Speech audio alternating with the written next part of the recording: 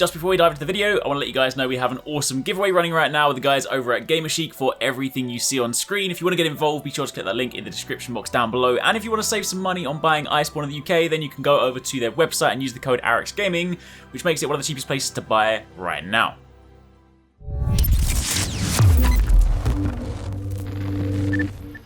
Hey, what's going on guys? Arekkz here, welcome back to another Monster Hunter World Iceborne video. It's Monday, which of course means it is time for another episode of Mix Set Monday.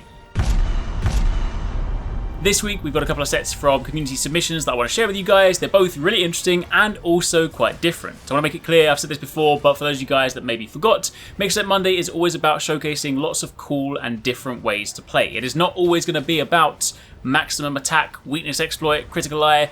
It's not always about the most damage you can deal. Sometimes it's about interesting ways of playing, sometimes it's about utility, sometimes it's about support. And I want to make sure that in this series we showcase all of that. Yes, of course there will still be plenty of high damage sets and how to get the most possible out of your weapon, but there are also plenty of new armor sets in Monster Hunter World Iceborne that have those true skills, the ability to kind of push a skill beyond its normal limits, and that often yields some rather interesting results. Of course, as always, if you guys want to submit your own sets, then stick around to the end of the video for the usual details. Now, the very first set I want to talk about comes from Plebosaurus. It is a support Sns build. It looks kind of cool anyway, because it's using a few different parts from Arekkz, one of my favourite monsters. And okay, yeah, it's a little bit of a jumble, but it does have some really interesting skills. It's comprised of the Arekkz Helm Beta, the Damascus Mail Beta, the Arekkz Vambraces Beta, and the Arekkz Tacits Beta, as well as the Garuga Greaves Beta. Your charm in this situation is the Earplugs Charm 3, and admittedly in Plebosaurus' set they did actually use the Manifested Lotus, which is the Sharaich Valda Sword and Shield. I haven't quite got around to crafting that just yet, I do still need a few more parts, so for the purpose of this I just use Legendary Bang. It's also a nice raw damage Sword and Shield. It has a couple of slots in it, I can work with it, so for the purpose of this you'll see that I've kind of managed to shuffle a few things around to get the necessary skills. On the decoration front, this is of course how it was intended by Plebosaurus, but as you can see I've made a few little adjustments to basically account for the fact that I'm missing one slot on my Sword and Shield, plus since this is a Sword and Shield set and it has no use for focus, I've opted to drop the charger jewel that was slotted in place because it has no value in this set. So, with that being said, turning our attention to the skills, the main thing this all revolves around is the new Arekkz set piece bonus, Free Meal Secret. This is a really cool skill that raises the maximum level of the free meal skill. So if we scroll all the way down to that, then you'll see that by default, free meal is normally a one slot skill, and when it activates 25% of the time, and it gives you a chance of consuming food or drink for free. However, if you have Free Meal Secret, that goes up to a whopping 75% if you get it to level 3, which we have, and when you use this in practice, it procs all the time, to the point where you are consuming items, using things to buff your teammates, to heal yourself, to anyone else like that, and it rarely ever uses the items. So it is so potent for SNS support sets, because you can be using this, you can be spamming items, you can be healing people, buffing people, and you're probably not even going to be going through half the items that you have. Of course, on top of that, we also have Earplugs level 5 to nullify all roars. Yes, of course, in Sword and Shield, you could just back hop or you could roll at them, but if you are a support player, and of course you want to be healing people, you don't want to be getting caught off guard, so this is actually a very nice skill to have in there. Of course, Wide Range level 5, it is a support set, meaning that your items will affect nearby allies in a much wider radius with full efficacy. So you can drink your potion, and your allies will benefit from it just the same way that you would too. We do have 4 points in attack boost, getting us into that affinity threshold, giving us plus 5% affinity on top of that plus 12 attack. As well as that, we also have level 4 critical eye for a 20% affinity boost. That's where a little bit of your damage set comes in. Obviously, it's not really a damage focused set, but there's a little bit in there, so you can of course still be active, you can still be fighting, doing some good damage, of course, whilst healing your teammates. You have Speed Eating, level 3, which greatly increases your item use speed. So of course, if you're trying to heal someone, it'll take you far less time to actually get that animation completed. We also have Focus level 2, a bit of this comes as part of the chest piece. Again, Plebosaurus did gem it in just for kind of, cleanness sake and sort of filling it out, but Focus has no use on Sword and Shield, so we're not even going to worry about that anyway. Of course, Mushroom level 2 lets you digest some of the mushrooms that would otherwise be inedible, so of course, generally speaking, level 1 and 2 is good enough because that lets you digest the main ones you need, things like blue mushrooms, toadstools, nitro shrooms, and parashrooms, so that is enough for the purpose of this. We have non-elemental boost, again for a little bit of attacks, you can still get something out of your weapon.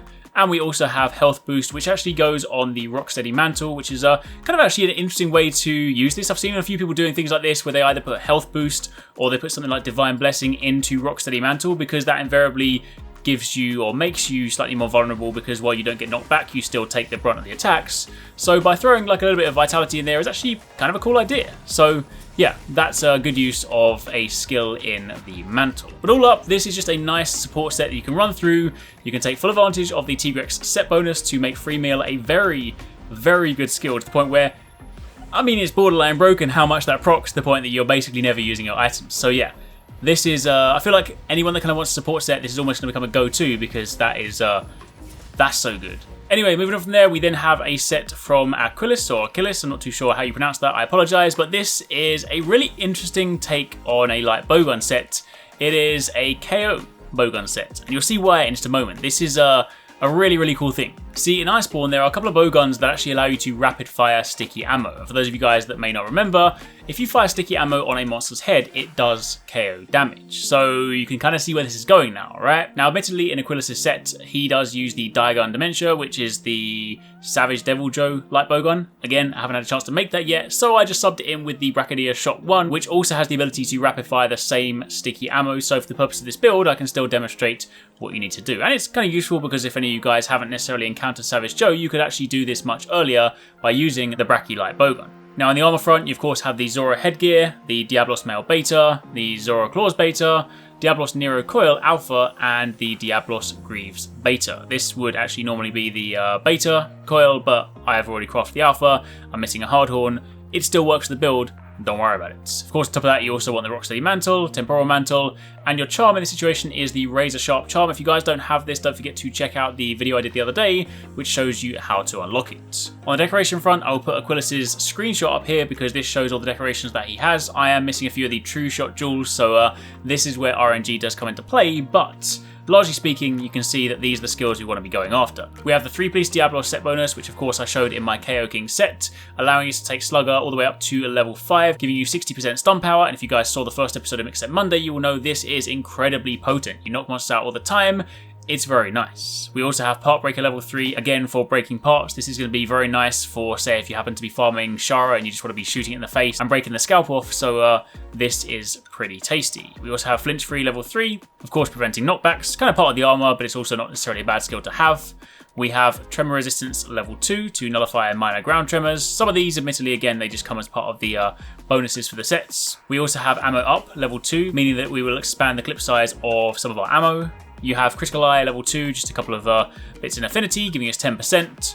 You have Artillery, ideally level 3, assuming you have the Artillery decoration that Achilles does. Then that increases the power of sticky ammo. We of course have Health Boost, 2 points in this. I actually sacrificed one of the points for an Artillery decoration, but normally you could slot this in to give you 2 points in Health Boost, giving you an extra 30 health. There's a point in Heroics, this just comes as part of the chest piece, but hey, if your health does happen to drop below 35%, then you get that increase to attack power. Special Ammo Boost, ideally level 2 if you have all the decorations, meaning that you will increase the power of, in the case of Light Bowgun, your special ammo. On top of that, you also have Razor Sharp, meaning that for bows, it's a chance to not expend coatings or ammo, so you can basically make it go further. And finally, Divine Blessing. Again, this is a rather interesting take on the whole mantle thing. The last set put in Vitality, this one instead puts in Divine Blessing, so you throw in Rocksteady, you take some hits, you have Divine Blessing proc.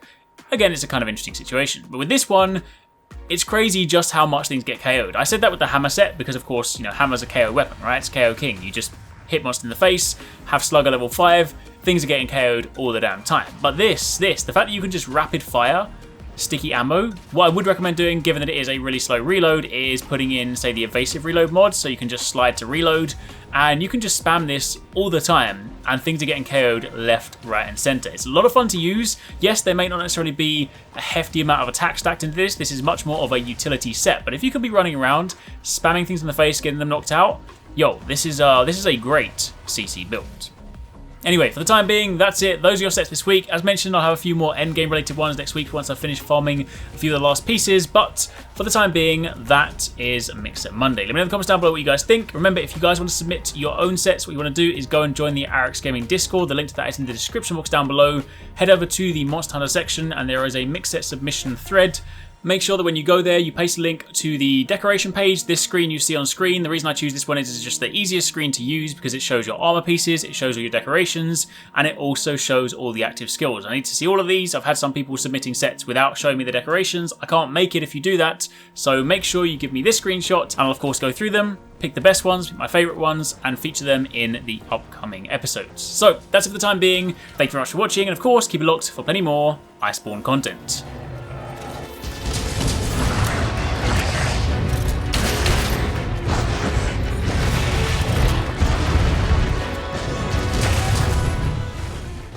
I really hope you guys enjoyed that video. Remember to hit that subscribe button and also click on the little bell icon to turn on notifications so you don't miss my next upload. Also, don't forget you can check out 269 and Paradise Central streaming over on Twitch 6 days a week.